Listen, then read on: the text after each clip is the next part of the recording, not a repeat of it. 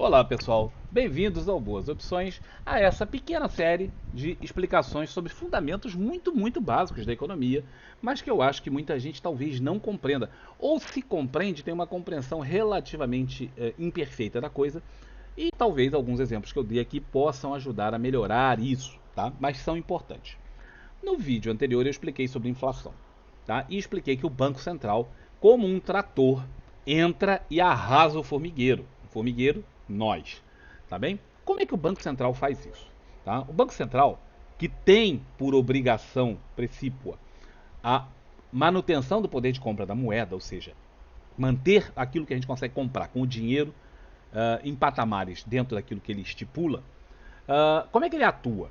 Como é que ele pode atuar para frear a subida dos preços que são a consequência da inflação?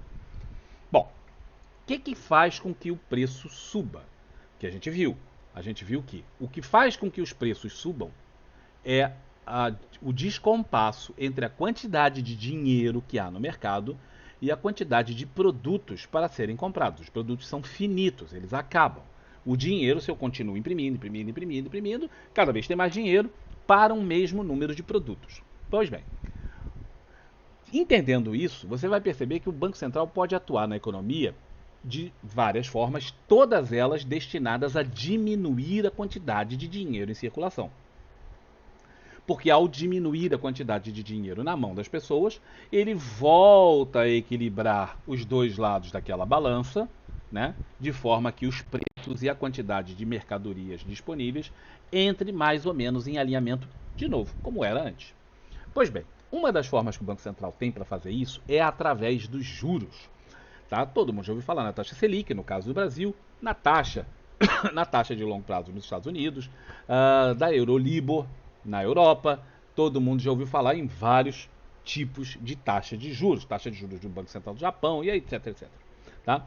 O Banco Central, ele normalmente tem no mínimo uma taxa de juros. Alguns lugares têm várias, tá? Tem taxa de juros de curto prazo, médio prazo, tá? Então isso varia de lugar para lugar. No Brasil, a gente trabalha com a taxa Selic. Essa taxa Selic, ela é determinada pelo Banco Central, né, de acordo com a taxa básica da economia. Então o Banco Central vai lá, se reúne, tem uma galera lá que trabalha no Banco Central, presidente, uma comissão, uma rapaziada lá, né, que determina o seguinte, olha, frente ao atual momento de liquidez excessiva da moeda, nós temos que diminuir essa quantidade. O que a gente vai fazer?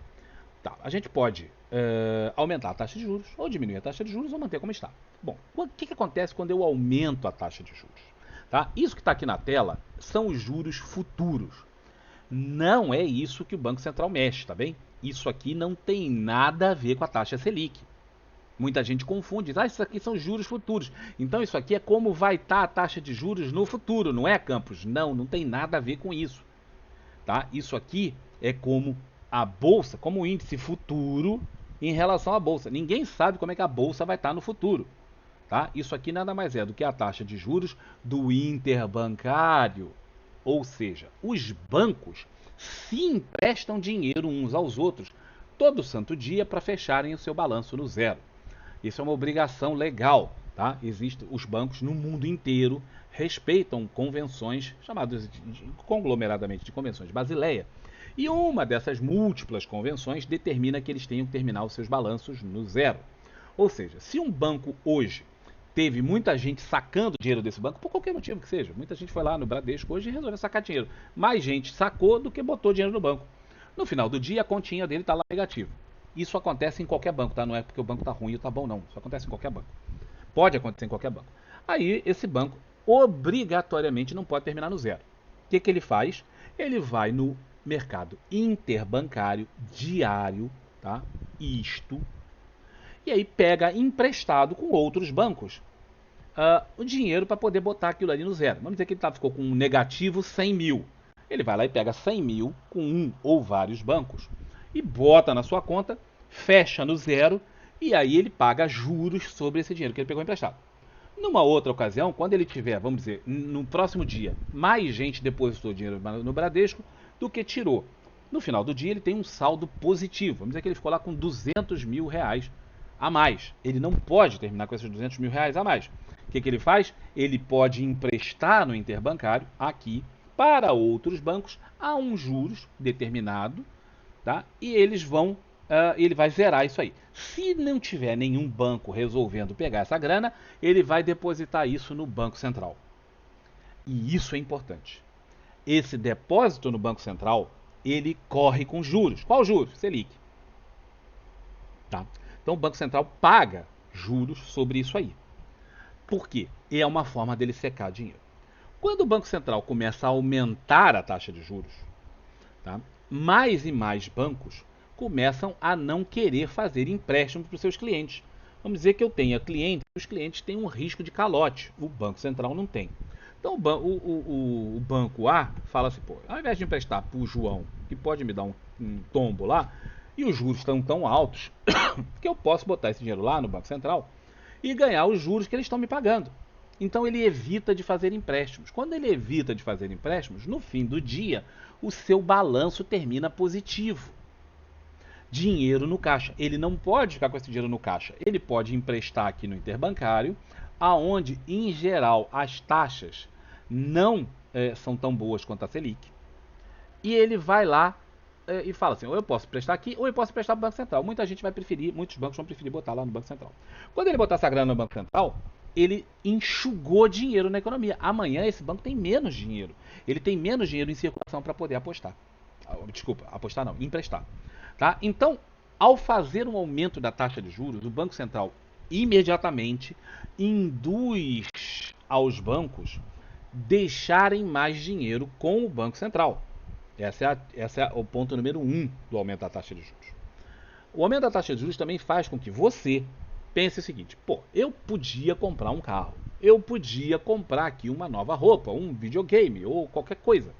Mas, pô, tá pagando tão bem nos juros que eu não vou gastar e nisso não, eu vou pegar e vou aproveitar essa fase boa e vou comprar aquele título que eu já recomendei aí, alguns de daqui a 5 anos, 7 anos, títulos pré-fixados com uma taxa de juros excelente, e eu vou meter essa grana lá para faturar esses juros.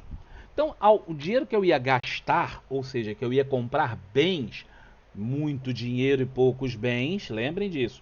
Eu, ao invés de comprar os bens, eu tiro o dinheiro de circulação e deposito ele, seja num CDB, seja numa debênture, seja lá no Banco Central, no Banco Central não, seja através do Tesouro, eu empresto para o governo. É dinheiro que saiu da circulação. Quanto menos dinheiro tiver em circulação em relação aos bens, mais equilíbrio há. Quando há esse equilíbrio, diminui a inflação.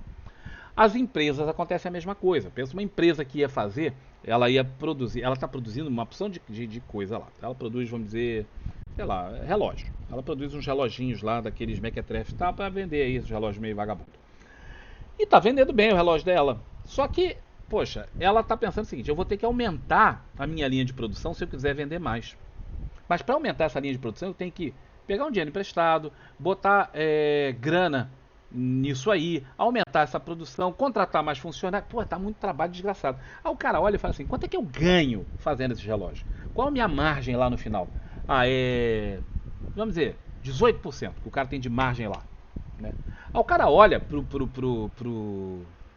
a taxa de juros e fala assim, pô, se eu botar esse dinheiro aplicado aqui para daqui a uns 4, 5 anos, eu ganho 13 ou 14 sem ter trabalho nenhum, sem ter que criar toda essa estrutura, sem ter esse porrenhamento, sem ter que correr riscos, tudo isso. Então o cara, ao invés de aumentar a linha de produção dele, o que ele faz? Ele tira esse dinheiro de circulação e bota também no investimento.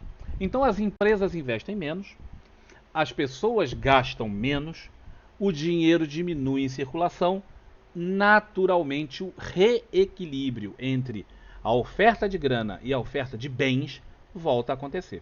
Então, ao aumentar a taxa de juros, o Banco Central atua desta forma. O Banco Central também tem outros mecanismos. Um deles, muito importante, é o chamado compulsório.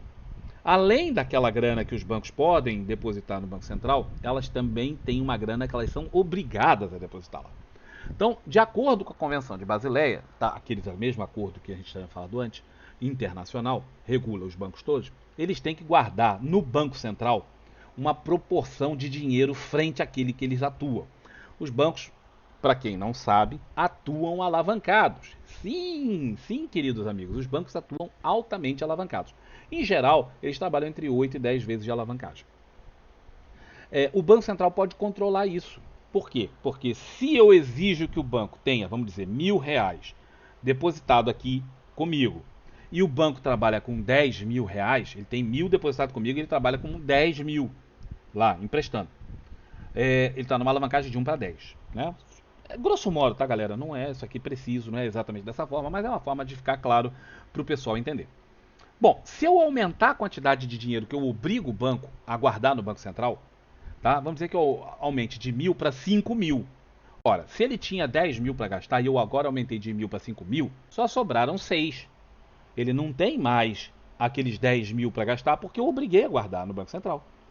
Então ele é obrigado a guardar uma certa margem. No Brasil, essa taxa não, essa quantidade de compulsório, ela é bastante acima do que é nos outros países, em média, por conta do histórico de inflação que a gente tem desde a década de 50. A inflação no Brasil, ela não é uma novidade. Ela começou muito intensamente na década de 50, foi controlada durante o Plano Real e agora está começando a botar a cabeça de fora. Então, não é uma coisa nova, mas por conta disso o compulsório ficou sempre foi muito alto.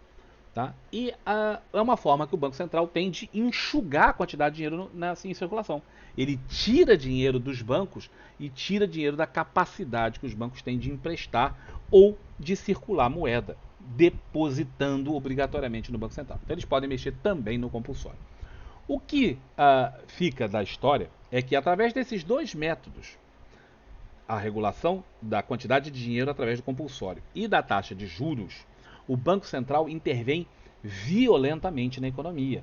Tá? E ao intervir modificando a taxa de juros, o Banco Central passa aquele caminhão por cima do formigueiro que eu falei antes e faz com que nós mutemos, nós, as empresas, as pessoas físicas, todo mundo, inclusive os grandes players, os bancos e etc., tá?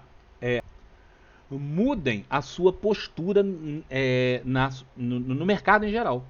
Ao fazer isso, ele tende a voltar com que haja o reequilíbrio entre a oferta de moeda e a oferta de bens. Já que ele não pode mexer nos bens, ele pode mexer na oferta de moeda. Então é assim que o Banco Central atua. E isso é muito importante entender, tanto o compulsório quanto a taxa de juros. E perceber que isto aqui não é a taxa de juros.